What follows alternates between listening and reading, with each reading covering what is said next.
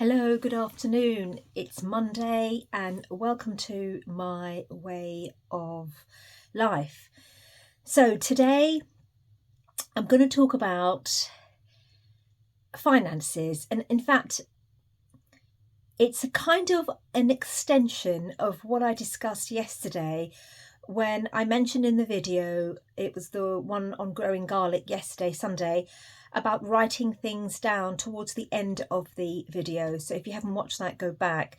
On a side note, I do recommend that if you're watching my channel, it's like a story. So I would recommend that you watch every single video from the beginning if you're interested in getting the most out of what I'm talking about, because then you'll understand exactly how I think through my way of life. I don't plan these videos, I just discuss what I'm doing at any given time on any given day. The idea isn't here to create some massive following. I'm not interested in that. I'm just interested in sharing what I believe would be of huge benefit to those few people who want to grasp how to live a life of meaning and purpose. And I'm not talking about your mainstream version of meaning and purpose or definition, completely different. So let me get on with what I was going to say. When I talk about finances, I'm talking about learning how to take control of your life. And of course, we're living in this society, this materialistic society, whereby unfortunately we have to earn, I would actually say be slaves to put food on our table. And that's just the way it's become in the Western world, and well, all over the world, not just in the West. So regardless of whether you are super wealthy or you are not, that is the mechanism by which the global state has created through its governments worldwide on how we must live. And this is important for you to understand. So what I'm saying is, you get yourself a pen and paper, get yourself a notebook, get yourself a pen, and start with this each month. Is every month, if you're in charge of the finances, and if you're not in charge of the finances, then speak to your other half and ask them to do it. Or if they haven't got time to do it, you do it for them. Take the responsibility. It's life-changing.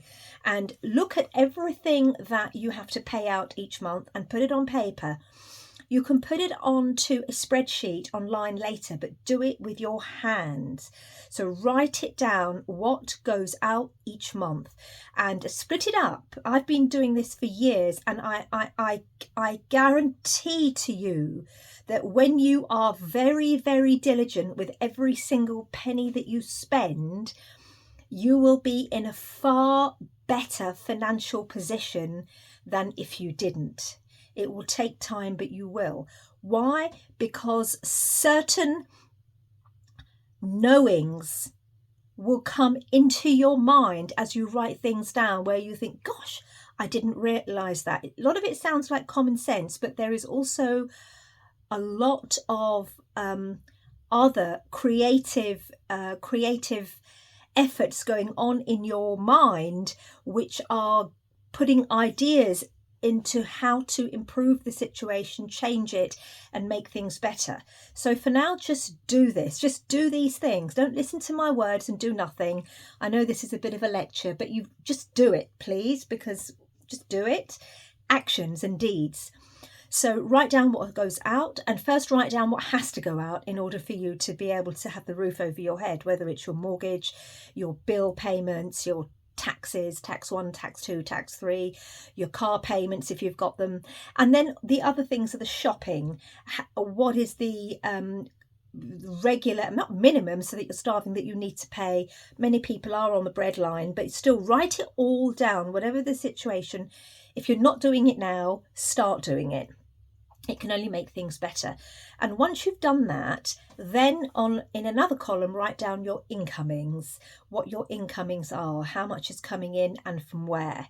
Now, as you're writing these things down on paper with figures, and you can do it with a pencil, your mind will start to work that, very common sense things like, why is my bill I mean, this happened to me this morning. I'm always checking.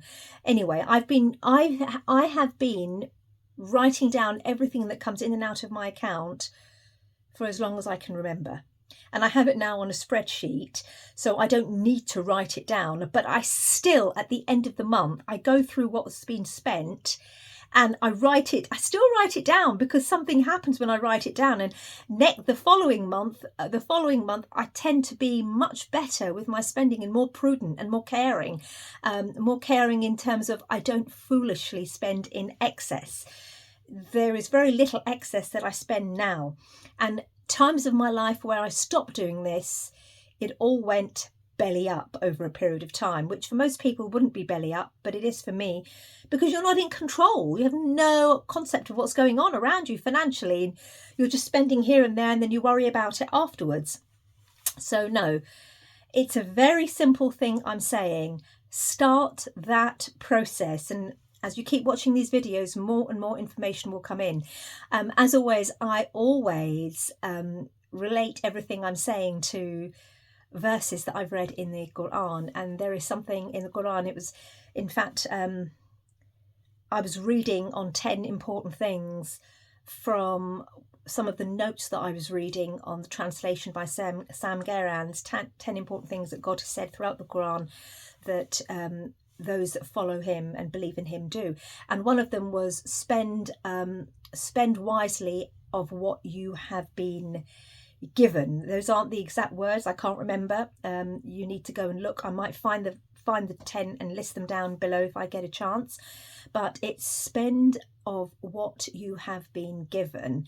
And when you do that, you will find that, I know I do this, is that I can't spend what is not important to spend because it's excess and it's irrelevant and it's not important, especially when you're aware of what's going on around us in the world. If you look at Palestine and the starvation and the hunger, and you just can't, if you're living in your integrity and your heart is open, you will not spend in excess. You won't do things that are unnecessary. You just won't. So that's very, very important to point out. And other things also, I'll just give you an example today of something that happened when I was going through my water bill. I read it. When you get your bills in, read them. Look where your money is going. Look where they're spending your money, your hard-earned money.